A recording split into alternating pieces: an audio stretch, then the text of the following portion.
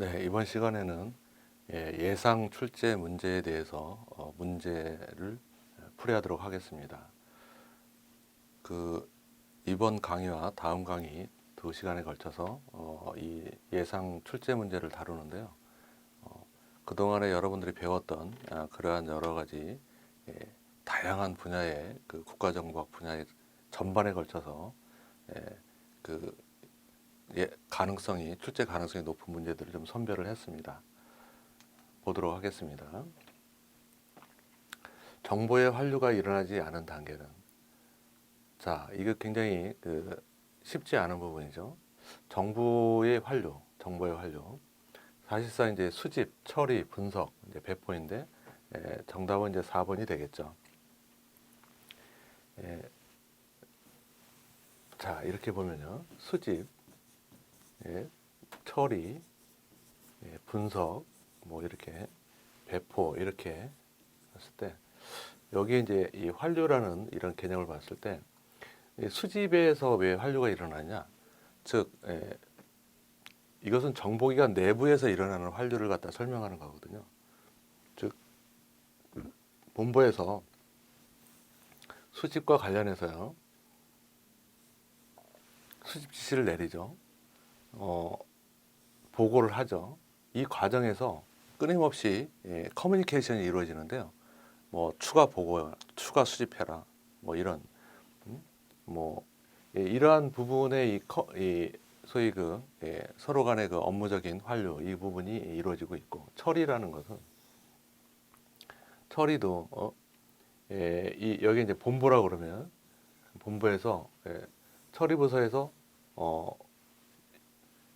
그 처리된 부분, 그리고 또 처리부 부서에서 말하자면은 수집은 됐는데 처리가 안 되는 부분, 이런 부분 추가 수집이 필요하고요. 그 다음에 또 분석과 관련해서도 마찬가지예요. 처리가 되는데 상당히 잘못된 그러한 프로세싱이 처리죠. 이런 부분에 대해서 다시 재처리를 요구하고, 이런 부분들이 이제 다 환류로 보고 있습니다. 하지만 배포라는 것은 배포 단계에서 어떠한 이 환류는 일어나지 않는다. 정보기관 내부적으로. 그래서 정답은 4번이 되겠습니다. 다음 중 두 개의 강화기선과, 요게 이제 수정을 할게요. 5개의 레이더 위성을 운영하고 있는 일본의 정보위성. 이게 이제 최근에 레이더 지금 2 플러스 5의 그러한 7기의 첩보위성을 운영하고 있는 것으로 지금 나와 있습니다. 그래서 무려 레이더 위성을 5개를 운영하고 있다는 것은 그만큼 이 전천후 역량을 갖다가 갖추기 위한 그러한 노력이 돋보이는 부분인데요. 일본의 이 정보기구는 특히나 이 내조실이 사실상 분석 업무에 치중을 하고 있는 것으로 제가 여러분들한테 특징을 얘기를 했었죠. 사실상 휴민트를 할 수 있는 그런 조직은 아니죠. 그런데 특이하게도 이 내조실은 캐비넷 세트라이트 인텔리전스 센터를 가지고 있어요. 그래서 여기에 320명이 인원이 일을 하고 있는데 5대 2개의 영상위성과 5대의 레이더 위성을 말하자면 운영을 하고 있다. 자, 이 부분이 상당히 특이한 내용이라서 나올 가능성이 높다. 자, 2003년 국방부의 산하기관으로 출범하였고, 미국 정보기관들의 영상정보 처리를 지원하는, 이것은 뭐 NGA가 되겠죠. 마약 단속국, 이것은 국토안보부, 국방정보부, 이것이 National Geospatial Intelligence Agency, 뭐 지구 공간 뭐 정보국, 이렇게 한국말로 참 번역하기도 쉽지 않은 국방부 산하기관으로 출범을 했어요. NRO, 첩보위성, CIA, 국방부, 그 밖의 정보기관들에 대한 영상정보 처리.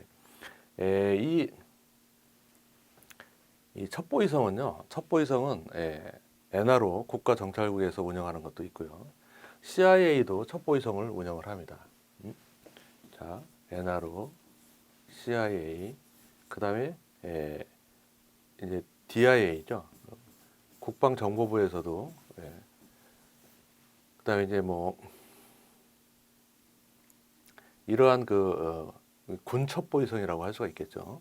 CIA는 이제 국가정찰국 나름대로 자 이런 첩보위성들이 상당히 다양한 기관들에서 운영이 되고 있는데 이 부분을 그 많은 첩보위성들에게서 수집된 자료들이 이 NGA에서 프로세싱 된다. 그래서 이것이 독립적으로 처리, 소위 영상정보 처리만을 위해서 만들어진 유일한 정보기구. 세계에서 이런 정보기구는 하나밖에 없습니다. NGA 하나밖에 없습니다.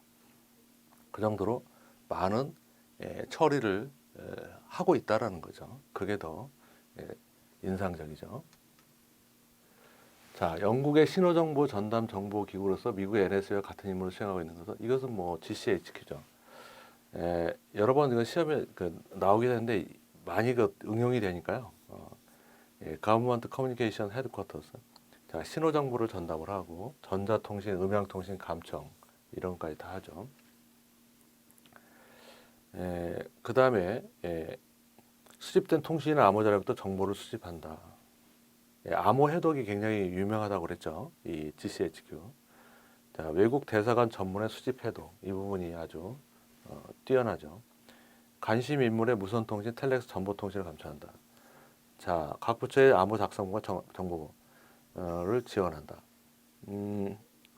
이 GCHQ는 뭐 미국의 NSA하고요. 거의 어떻게 보면 이것이 그러니까 NSA의 창설에 GCHQ가 많은 영향을 주었다 이렇게 볼 수도 있겠는데요. 그 시긴트 부분에서 세계를 주도하고 있는 그 에셜론을 운영을 하고 있죠. 나머지 뭐 캐나다, 호주, 뉴질랜드하고 5개국이요. 이 GCHQ는 그 규모도 영국에서 굉장히 큰 4,600명인가요? 거의 5,000명에 달하는 큰 물론 GCHQ가 뭐 이 정도 한 뭐 5천이지만은 NSA는 뭐 거의 10만 거의 굉장히 그 규모가 큰 미국의 그러한 신호 정보의 그 역량이 뭐 이렇게 대조되기는 하는데요. GCHQ가 그래도 신호 정보만을 이 전담하는 정보 기관으로서는 세계에서 뭐 두 번째로 크다 해도 과언이 아니다. 자, 빌리 브란트 수상 보좌관이었던 권터기엄 등 서독의 3만 명의 간접을 침투시켰던 구 동독의 정보기관. 이것은 나올 가능성이 좀 높다고 보는데요. 왜냐하면 그 명성이 너무 높기 때문이죠. 스타지. 1950년 2월 8일에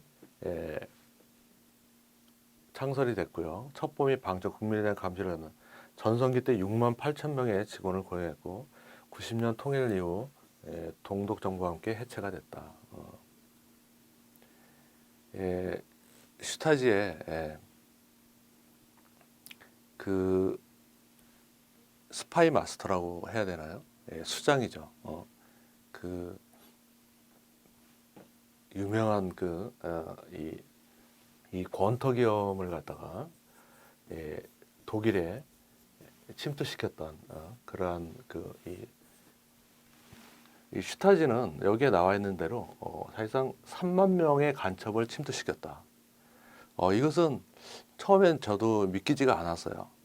이 슈타지 보고서라는 것이 나오게 됐는데 갑자기 이 동서독이 통일이 되면서 동독 이 슈타지의 그 정보기관에 있던 내부 문서가 파악이 안 되고 이것이 말하자면 수집이 된 겁니다. 거기에 가장 예민한 소위 서독 국민으로서 동독에 정보를 제공했던 동독의 그 스파이들 이것이 3만 명이라는 얘기입니다. 그러니까 이 동독에서 이 서독 국민들을 얼마나 이 말하자면 치밀하게 포섭을 했는지 이 내용을 보고 아주 경악을 한 거죠. 생각을 해보세요. 독일 사람들이 어떤 사람들입니까? 정말 철두철미하고 신고정지 투철한 그러한 사람들로 알고 있었는데요. 이 서독에 여기에 포섭된 사람들 중에 상당 부분이 엘리트 계층이었다는 거죠. 그것이 좀 더 제가 이제 좀 의아해하는 부분인데, 뭐 공무원들도 많고요. 그다음에 의사, 뭐 변호사 등 지식인들이 상당히 많다라는 거예요. 지식인들. 이게 어떻게 가능할까? 이런 생각을 하게 됐어요, 저는. 3만 명이라면은 이게 적은 숫자가 아니잖아요. 뭐 30명, 300명만 해도 이게 어마어마한 건데, 3천 명, 3만 명의 그러한 그 엘리트 계층에 있는 사람들이 동독의 스파이였다. 이것은 서독 그 시민들인데 경악을 금치 못합니다. 저는 이제 그래서 이렇게 많은 사람들이 간첩의 그 어떤 역할을 했다라는 것은 결국 이념에 의해서 가능하지 않았는가. 즉, 이 좌파, 이 좌파 신봉자, 그러니까 공산주의 신봉자들 이었다고밖에 볼 수는 없습니다. 돈으로 하기에는 너무나 어마어마한 비용이죠. 말 그대로. 동독은 서독보다 훨씬 못 사는 나라였거든요. 그리고 이 3만 명을 갖다가 이 돈으로 포섭을 했다? 이것은 상상이 안 갑니다. 그 천문학적인 숫자죠. 결국은 이념에 의해서 이 좌파 지식인들을 파고들어서 결국은 이 정도의 그 간첩망을 구축하지 않았는가. 예. 아까 그 스파이 마스터이 볼프강으로 지금 기억이 나는데요. 이 사람이 건터기염을 갖다가 동독에 보낼 때도 이렇게 스파이들을 자기 집에 직접 초대를 해서 자기가 요리를 해서 식사를 마련해요.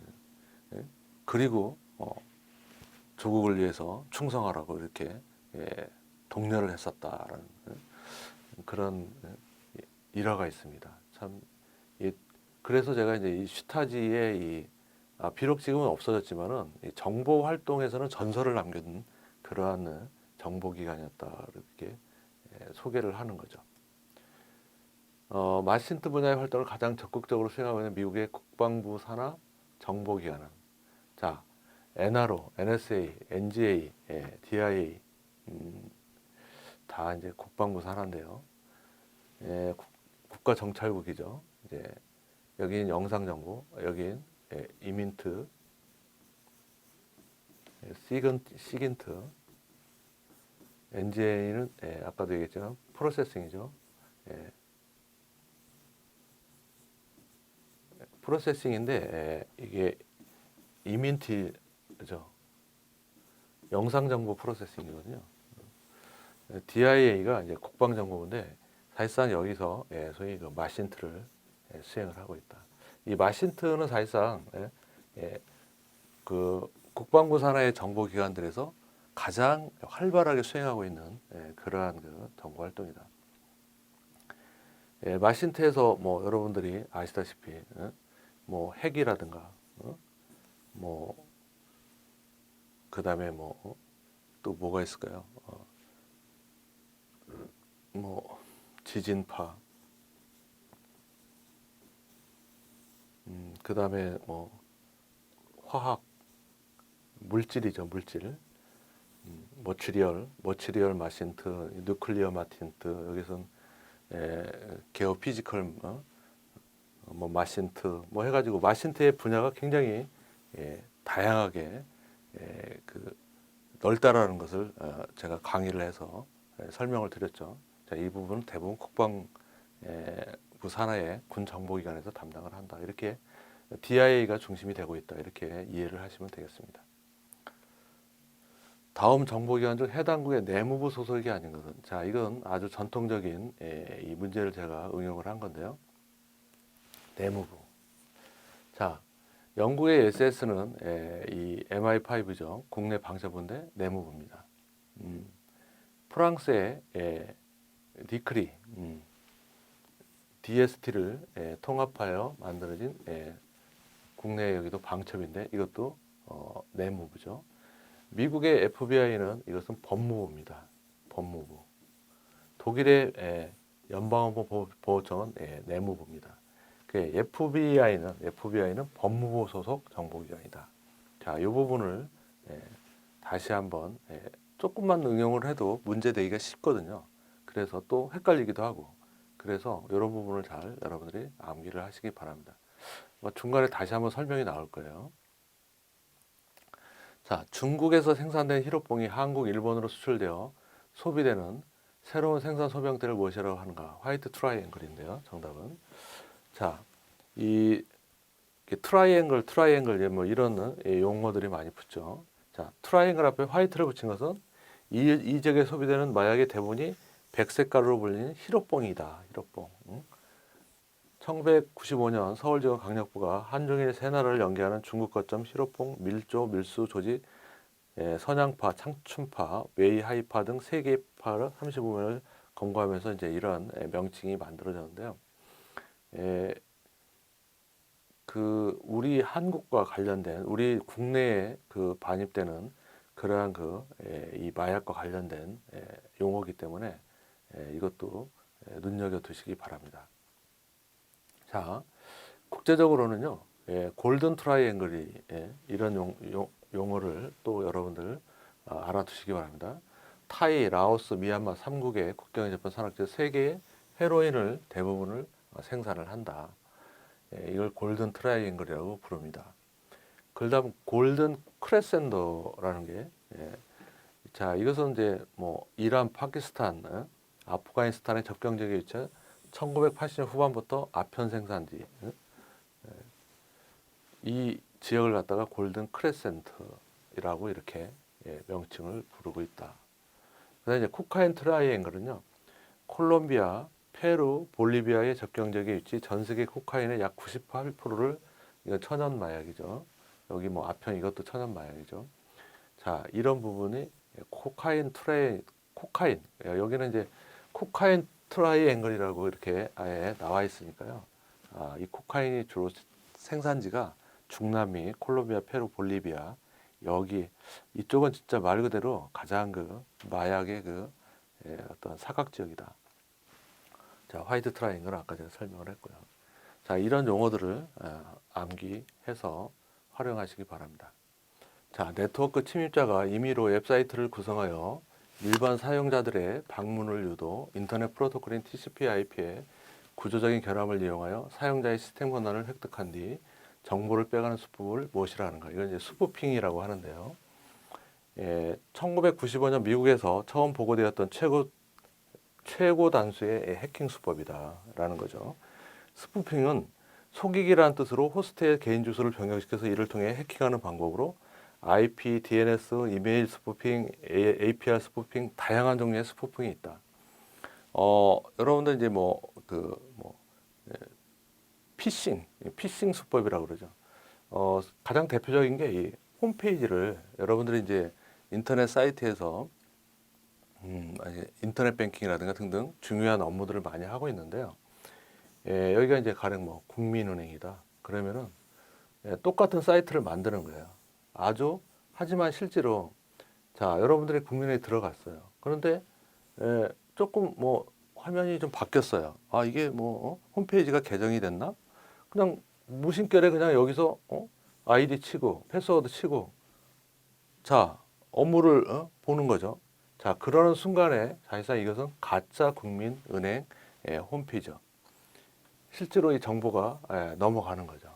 그래서 이것이 피해를 주고 있는 완전히 최고 단수의 해킹 수법이다, 속이기다라는 거죠. 이것을 그런 방법이죠. 여기 보면 시스템 권한을 획득한 뒤 정보를 빼가는 수법을 말한다. 스니핑은 인터넷 두 호스트 간의 이 데이터 통신을 갖다가 훔치는 그런 것이고요.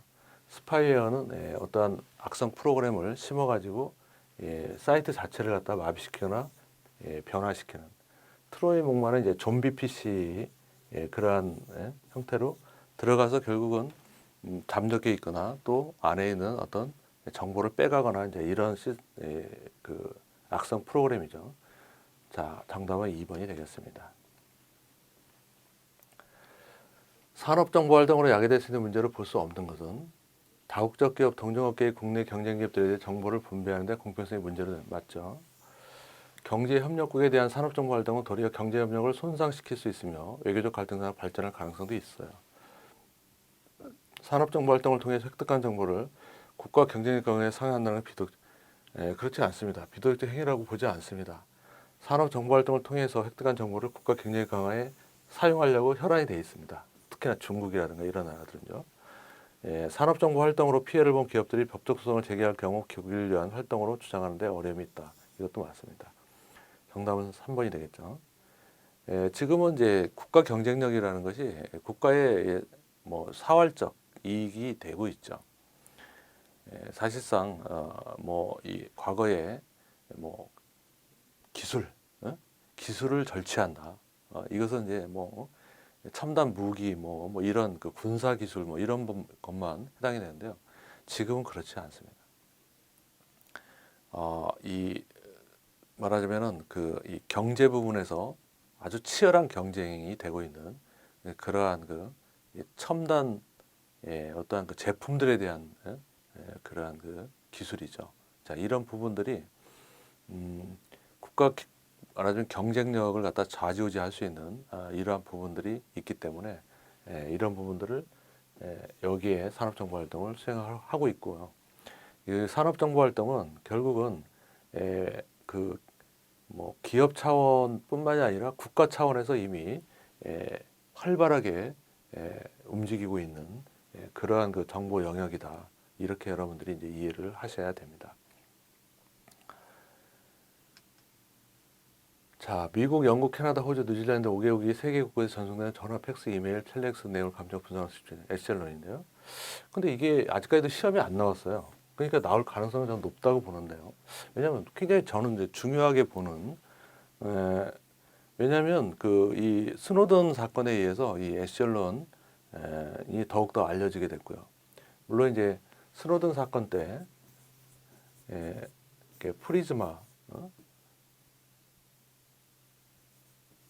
프리즈마라고 그러니까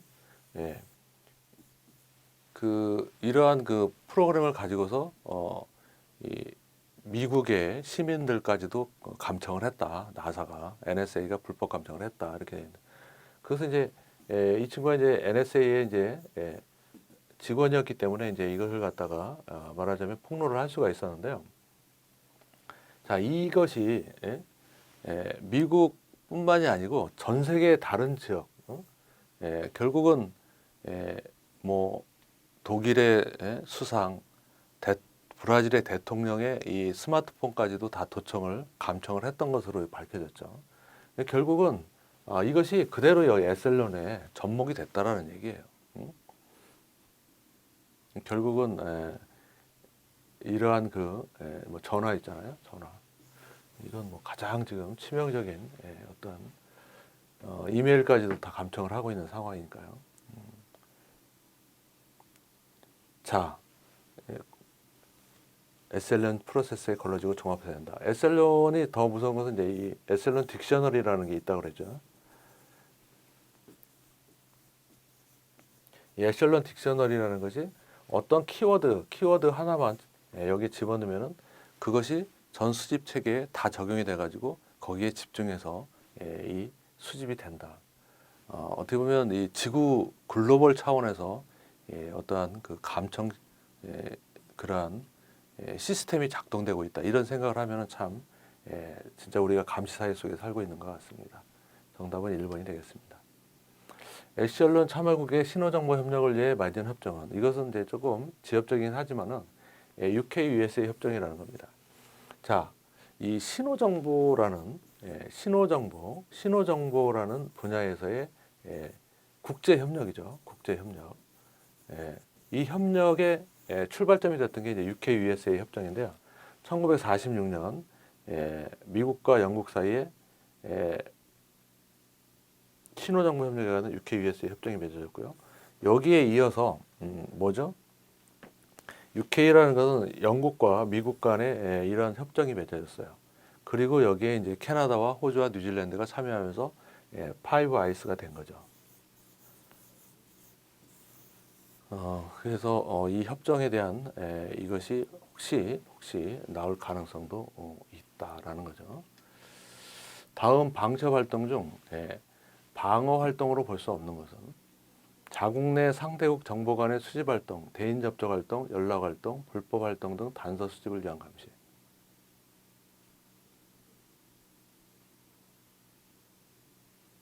이것은 방어 활동으로 볼 수 있죠. 이 감시라는 것이죠. 이 감시라는 것이 이것이 이제 방첩에서는 굉장히 중요한 그 활동인데요. 사실상 방어적인 활동이죠. 자국 내 상대국 정보 간의 수집 활동이죠. 대인 접촉 활동, 연락 활동, 불법 활동. 전에 제가 한번 이 강의에서 한번 제가 소개를 한 것 같은데요. 포인트 감시라는 것. 포인트 감시라는 것. 자, 상대국의 정보관이 보통 이렇게 파견이 돼서 부임을 하게 되면은 6개월 정도는 상당히 말하자면은 여기에 감시를 하는 거죠. 하는데 이 사람이 6개월 정도면은 활동 반경이 대부분 드러난다. 이렇게 이제 보고 있습니다. 그래서 이제 주중에 뭐 대사관을 가고 또 누구를 만나고 그 주말에는 또 어디를 가서 또 뭘 하고 뭐 취미 생활을 한다든가 뭐 6개월 정도면 이 사람이 거의 이렇게 패턴이 나타난다는 거죠. 자, 보통 오면 한 3년 정도 이렇게 이제 근무를 하게 되는데 그때서부터는 어떻게 이 포인트 감시라는 걸 한다는 거죠. 포인트 감시라는 것은 그 사람이 들을 만한 그런 장소에 협조자죠. 협조자를 두고서 왔는지 안 왔는지 이걸 체크를 하는 거죠. 그렇게 하면은 사실상 협조자의 어떤 그러한 협력을 통해서도 굉장한 감시를 수행할 수 있다라는 거죠. 체크만 하면 되죠. 체크를 한다는 것은 특이 동향, 누구를 만나는지, 또 언제, 어디를 왔는지, 자 이런 그 이동의 그런 것들이 다 드러나게 되는 거죠. 이 포인트 감시는 이것은 굉장히 많이 하고 있는 선진국의 그 감시 수법 중에 하나죠. 자, 이것은 대표적인 이런 방어 활동으로 볼 수 있습니다. 공간을 통신 수집 기술을 이용하거나 기타 기술 장비를 이용한 수집 활동을 차단한다. 미국이 이제 영국도 마찬가지고 대사관을 갖다가 무슨 이 시긴트 수집 기지로 활용하는 거죠. 이건 진짜 사실상 불법인데요. 물론 뭐 정보라는 게 정보 활동 자체가 불법인데요. 이것은 굉장히 참 그 민감한 부분입니다. 사실상 스노든 사건 때 문제가 됐던 것도 바로 이겁니다. 이것은 이 미국이 뭐 동맹국이다, 뭐 친서방국이든 뭐 나토 동맹국이든 이런 가리지가 않았다는 거죠.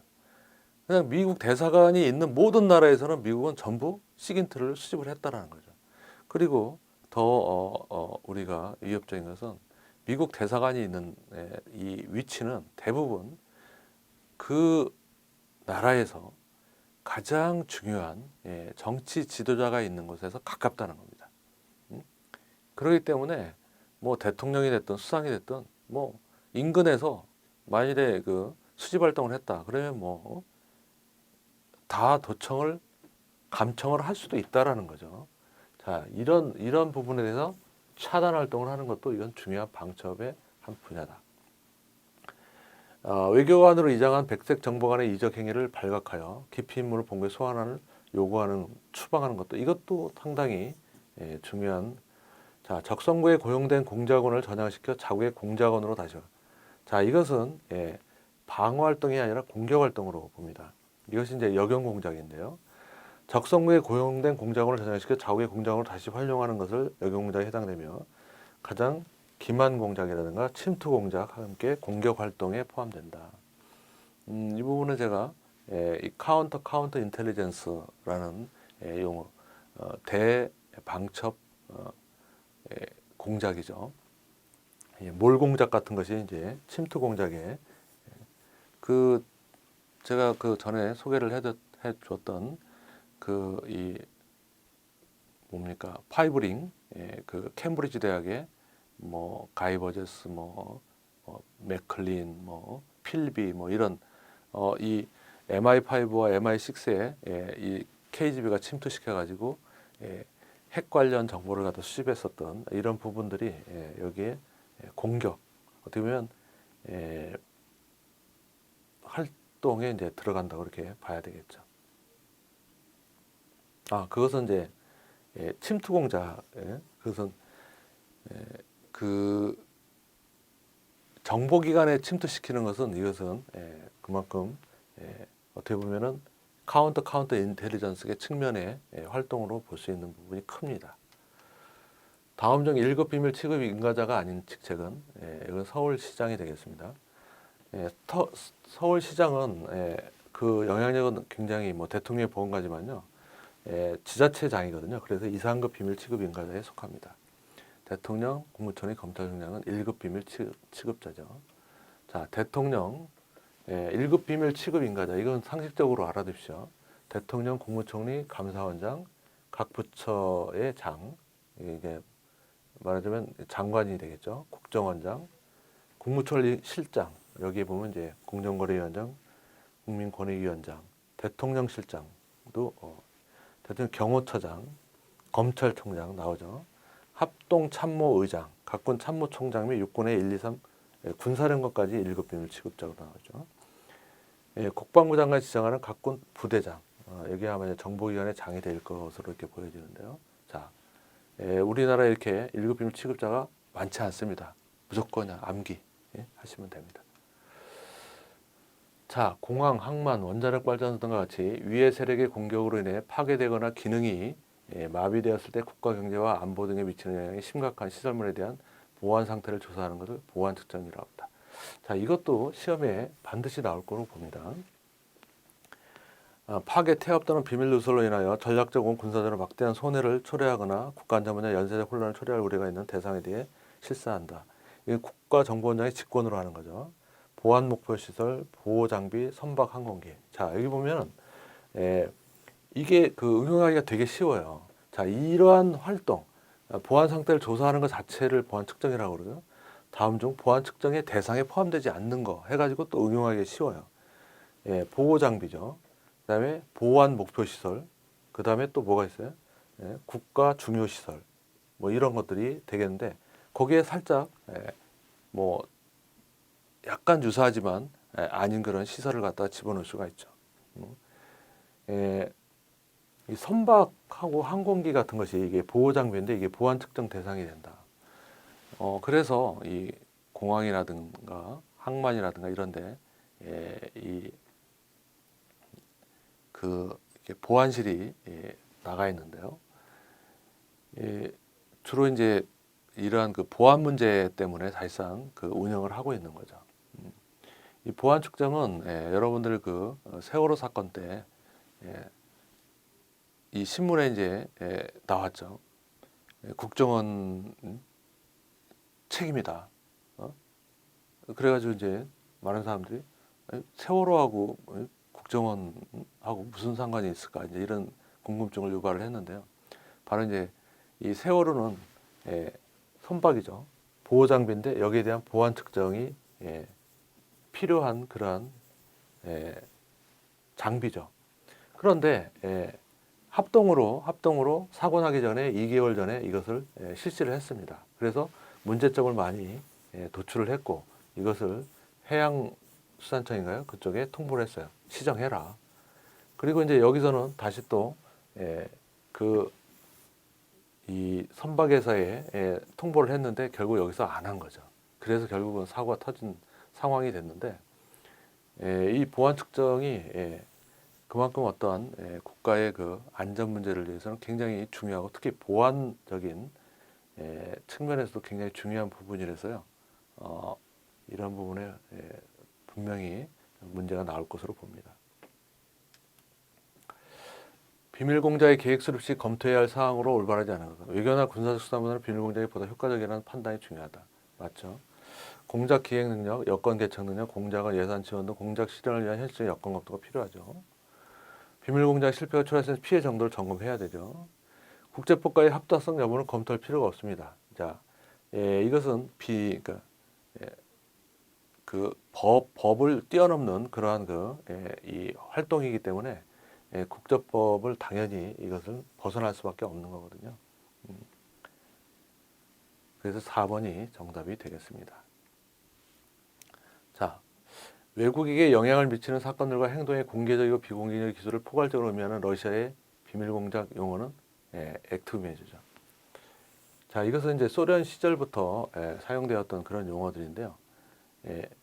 지금 뭐 어떻게 보면은 이렇게 공산주의 국가에서 사용하고 있는 중국이나 북한이 사용하고 있는 그러한 그 공작, 비밀 공작의 어떠한 패턴으로 볼 수 있어서 이 용어도 상당히 중요하다고 봅니다. 우리가 이제 뭐 비밀 공작하면은 이제 이 커버트 액션이라는 것은 사실상 학술적인 용어에 더 가깝게 많이 사용이 되는 용어들입니다. 이게 법률적인 용어는 아니고요. 스페셜 포리티컬 액션, 이것이 이제 영국에서 사용되는 그러한 그 비밀 공작에 대한 용어고요. 클랜데스틴 오퍼레이션이 이제 많이 이게 헷갈리는 게 이거예요. 클랜데스틴 오퍼레이션도 비밀 공작이 한국말로 얘기하면 커버트 액션도 한국말로 얘기하면 비밀 공작인데 뭐가 다르냐 이제 이런 얘기를 하죠. 여기는 이제 주로 외국을 대상으로 한 그러한 비밀 공작을 말하고요. 클랜데스틴 오퍼레이션은 이것은 주로 수집에도 사용이 될 수가 있고요. 방첩에도 사용이 될 수 있는 방첩에서의 뭐 기만 공작, 역영 공작, 뭐 침투 공작 이런 부분들은 여기에 많이 해당이 된다 이렇게 볼 수가 있겠죠. 수집도요. 그 테킨트에 의한 수집 활동이 굉장히 활발하잖아요. 자, 뭐 가령 우리가 운영하고 있는 뭐 첩보위성을 어떤 특별한 대상국의 어떤 지점을 향해서 뭐 수집을 해라. 이건 다 클랜데스틴 오퍼레이션이죠. 지금 뭐 북한의 뭐 장거리 미사일 개발이라든가 핵실험이라든가 뭐 그다음에 뭐 어떠한 그 핵시설이라든가 이런 부분에 대해서는 지금 많은 나라들이 사실상 이 첩보위성을 가동해서 감시를 하고 있는데요. 이런 건 전부 다 비밀리에 클랜데스틴 오퍼레이션에 해당이 된다라는 거죠. 정답은 3번이 되겠습니다. 의미의 비밀성보다는 비밀적 공개적 수단을 이용하여 추구하는 목표적 정치적 영향에 주의를 집중하는 러시아의 비밀 공작 용어다. 다음 위성적 미국이 운영한 마신트 위성이 아닌 것. 이것은 이제 조금 마신트 부분을 갖다가 좀 이해를 한 사람들을 대상으로 한 건데요. 제가 쓴 책에는 이 부분들이 소개가 나와 있어요. 사실상 마신트 위성, 마신트도 생소한 개념인데 마신트를 수행하는 그런 위성들에 대해서 선별해라 하는 것은 좀 난이도가 높은 문제라고 볼 수가 있겠습니다. 베라 위성은 우주 상공 핵실험에 탐지하는 그러한 그 위성이었고요. GPS는 핵실험 탐지, 엑스레이 센서, EMP 펄스 이런 걸 EMP 전자폭탄을 말하는 거죠. 포르테는 지상에서 발생되는 라디오 에너지를 감시하는 이것도 핵실험과 관련이 되어 있습니다. 베라는 이것은 이제 빛을 탐지하는 이런 것도 있고요. 그 다음에 어떤 진동을 탐지하는 이런 것도 있고요. 이것은 진동, 라디오파, 전자파 이런 부분을 탐지하는 거죠. 스파르타 위성은 프랑스의 스웨덴, 벨기에가 협력하여 만든 원격 탐사 위성이다. 그래서 이것은 이제 이민트 위성이죠. 그래서 정답은 4번이 되겠습니다. 다음 중 전자정보의 제약 요소로 올바르지 않은 것은 전자정보도 암호화합니다. 일시적인 폭증 요소 감청에 어려움이 있고요. 유선 사용 시 감정 전자정보는 이것은 커민트하고 다릅니다. 이것은 커민트 얘기죠. 통신정보하고는 다른 거잖아요. 주파수를 불규칙 변화 전송 시 감청에 어려움이 있다. 이것도 맞는 표현이죠. 그래서 정답은 3번이 되겠습니다. 다음 중 미국의 시긴트 위성이 아닌가. 자, 시긴트 위성. 시긴트는 신호 정보죠. 신호 정보를 수행했던 그러한 그 위성이 이 세 대가 있어요. 자, 여기 보면 캐년, 미국의 70년대 시긴트 위성 시리즈를 말하죠. 보르텍스는 미국의 80년대 시긴트 위성이고요. 머큐리는 미국의 90년대 시긴트 위성. 자, 이런 신호정보 위성들이 계속 그 미국에서 이제 개발이 되고 발전을 했는데요. 이오르사트는 이것은 구소련의 시긴트 위성이다.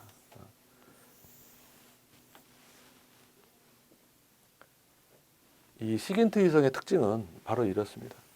지구의 한 지점이 있잖아요. 여기에 위성이 있어요. 그런데 이 시긴트 위성은 고정이에요, 고정. 지구가 자전을 하는 것과 동일하게 그 위치를 따라서 계속 픽스를 하고 있는 겁니다. 이것이 이 이민트 위성하고는 다르죠. 이민트 위성은 지구가 자전을 하면요,